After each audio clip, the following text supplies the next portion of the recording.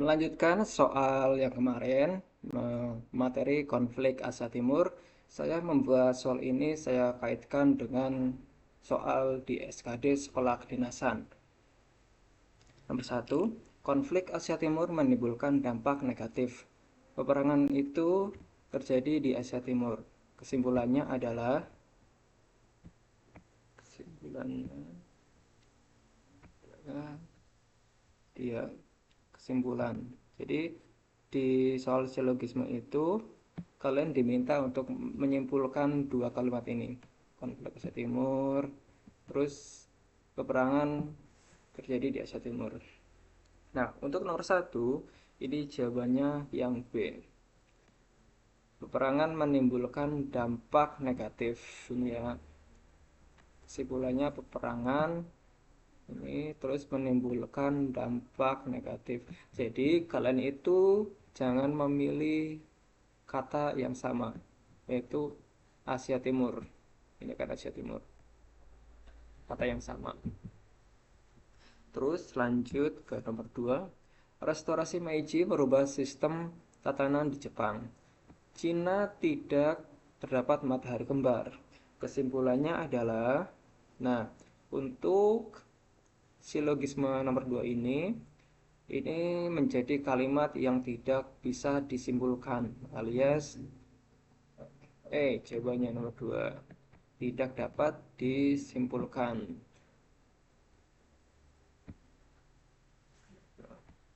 Nomor 3, Presiden Korea Selatan mengunjungi Washington DC. Dia tidak akan merencanakan pergi ke wilayah Korea Utara. Kesimpulannya adalah, nah, untuk nomor 3 ini jawabannya yang tepat adalah yang C. Kesimpulan, ini Presiden Korea Selatan. Jadi jika ada di dalam soal itu ada jawaban kemungkinan ini 90% jawaban itu benar. Ketika di soal silogisme itu ada jawaban kemungkinannya, ada kata kemungkinan.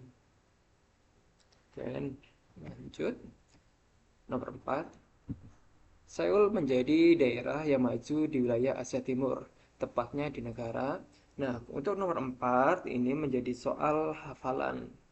Nah, kalian harus berliterasi, rajin-rajin membaca materi. Nah, baik itu di Google, di catatan sehari-hari, ketika pelajaran secara tingkat lanjut, atau menyimak video di YouTube.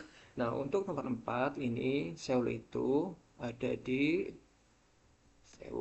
di Korea Selatan. Nah, kan ini di pilihannya tidak ada Korea Selatan. Jadi jawabannya adalah E.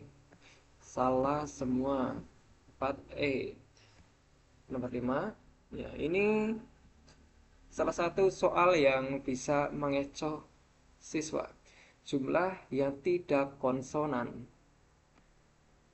Ya, perhatikan. Tidak konsonan A, I, U, E, O. Korea Utara dan Korea Selatan. Nah, kita mencari kata yang konsonannya A, I, U, E, O. Ini O. O menjadi konsonan. Terus A. Ini A, I, U, E, O. Ini juga U. A. A ini. Terus O. E.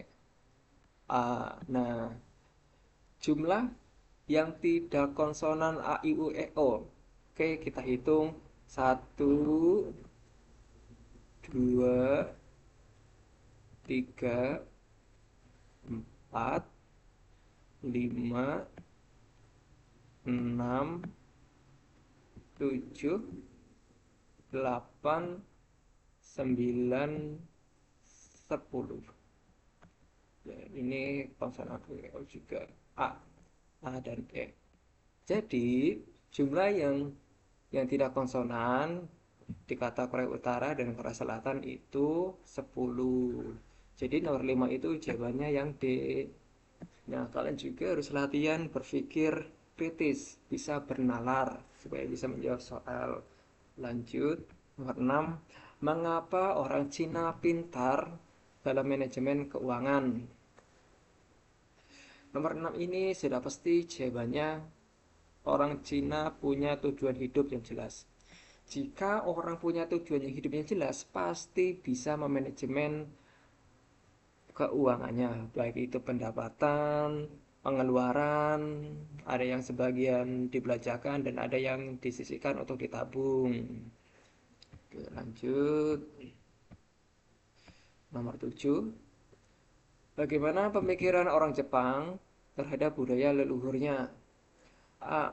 Mereka menganggap budaya leluhur sebagai pandangan masa depan. B.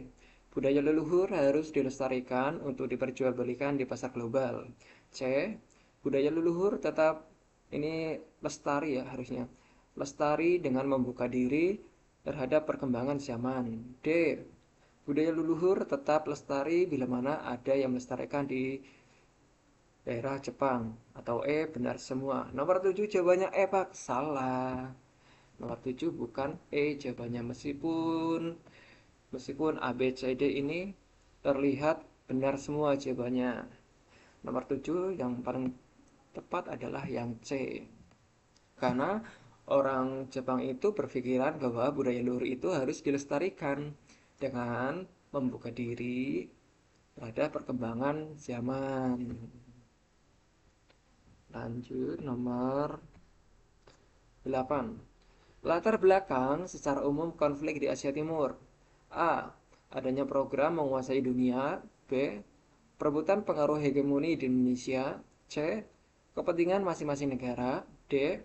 Turut campurnya Amerika Serikat, ini serikat ya, di konflik Asia Timur. Atau E. Benar semua.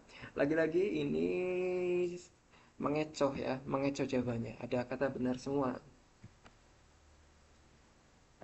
Lagi-lagi ini adalah soal hafalan yang harus dicermati oleh peserta didik. Nomor 8 yang paling tepat jawabannya adalah C. Kepentingan masing-masing negara. Nah, di mana negara-negara yang punya kepentingan pasti akan memberikan sebuah situasi negara yang dituju itu sedikit konflik. Karena di sebuah negara pasti ada yang ingin berkuasa dan ada yang harus dikuasai. Nah, ini bisa menimbulkan konflik. Ya, lanjut nomor 9. Nah, ini soal tabel. Berdasarkan tabel di atas, pernyataan yang benar namun salah. Ini yang sering menjadi sebuah pertanyaan yang mengecoh peserta didik. Benar namun salah. Ya, ini benar namun salah. Jadi jawaban yang benar itu jangan dipilih. Oke, kita lihat jawaban A. Tentara Cina lebih banyak dari tentara Korea Selatan pada tahun 2000. Oke, kita cek. Cina di tahun 2000 ada 150. Oke, Korea Selatan di tahun 2000 ya ada 93.000. Jadi ini benar ya. Jadi ini jangan dipilih karena ini jawabannya benar. Nomor 2 B. Tentara Korea Utara meningkat drastis dari tahun 2000 hingga tahun 2008. Ya, kita cek. Jumlah tentara Korea Utara di tahun 2000 meningkat drastis hingga tahun 2008. Ya, tepat. Ini juga Korea Utara meningkat secara drastis dari tahun 2000 sampai tahun 2008. C. Jumlah tentara Korea Selatan terbanyak kedua setelah Cina. Oke, kita lihat Korea Selatan. Ini ada 93.000, ini Korea Selatan. 150.000, ini negara Cina. Terus tahun 2008, ini Korea Selatan jumlahnya 156.700, sementara Cina 1.800, 190. Dan negara Jepang ini tahun 2008 ada 111.118. Sementara Korea Utara ini ada 142.505. Jadi bisa disimpulkan ini ya, Jepang ini menjadi negara yang paling banyak pertama, terus Korea Selatan yang kedua, yang ketiga itu ada Korea Utara, terus yang keempat ini Jepang. Oke, Jepang. 9 yang D. Jumlah tentara Jepang lebih banyak dibandingkan dengan Korea Selatan. Ingat ya tadi bahwa Korea Selatan ini tahun 2008, 2003, 2000 ini dibandingkan ini ya, bandingkan ini juga lebih banyak Korea Selatan. Kita lihat tahun 2003 Jepang ada 95.000, sementara Korea Selatan ada 125.500. Tahun 2008 Jepang 111.118 dan Korea Selatan 156.700. Jadi bisa disimpulkan ini yang D, jumlah tentara Jepang lebih banyak. Ini dipastikan ini salah. Jadi ini jawaban yang harus dipilih. Jadi seperti itu langkah-langkah menjawab soal tabel. Jadi ini pasti salah. Harus dicari, harus dihitung satu persatu. Harus bisa membaca tabel. Lanjut ke nomor 10. Tentara Cina hendak menyerbu pasukan Jepang yang menculik warga dengan asumsi melewati jalur hutan lebih nyaman. Oke, langsung membaca soal intinya. Berapa jalur yang dilalui tentara Cina? Ya, berapa jalur yang harus dilalui oleh Cina? Tentara Cina ini berada di blok G. Ya, ini G. Sementara pasukan Jepang ada di blok M. Tentara Cina hendak menyerbu pasukan Jepang yang menculik warga dengan asumsi melewati hutan lebih aman. Oke, di blok M. Tentara Cina bergerak ke blok H. Ya, saya buatkan panah blok H dan dari H ada tentara yang berpindah posisi ke blok I. Ke blok I, kemudian dari blok H melangkah ke blok C. Ya, ini saya pakai mana C, dan dari blok C bisa ke blok K. Ke blok K dan ke blok L.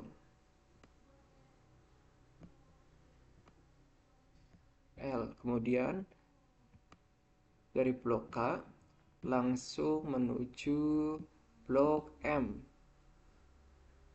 Ya, M-nya ini langkung-langkungnya ya. Nah, berapa jalur yang dilalui tentara Cina? Nah, tadi tentara Cina hendak menyerbu pasukan Jepang.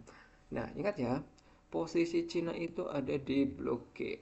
Di blok G, sementara pasukan Jepang ada di blok M. Berapa jalur yang bisa dilalui? Ini ya, ini satu, ini ya, ini jalur satu. Ya, jadi yang dilalui oleh tentara Cina adalah satu jalur. Jawabannya A, nomor 10. Oke, lanjut ke nomor 11. Berikut ini yang termasuk negeri di Asia bagian timur yang menjadi negara blok barat. Di dalam sebuah soal itu ada kalimat yang mengecoh. Tidak semua kalimat itu baku. Jadi ini ya, Nah, jadi ini pilihan ini tergantung pada pembuat soal. Yang menjadi negara blok barat sudah pasti Jepang ini blok timur, Irak blok timur, Indonesia blok timur, Cina blok timur. Ini blok Asia, dekat dengan Asia. Yang jelas blok barat adalah Inggris. Nomor 11 jawabannya.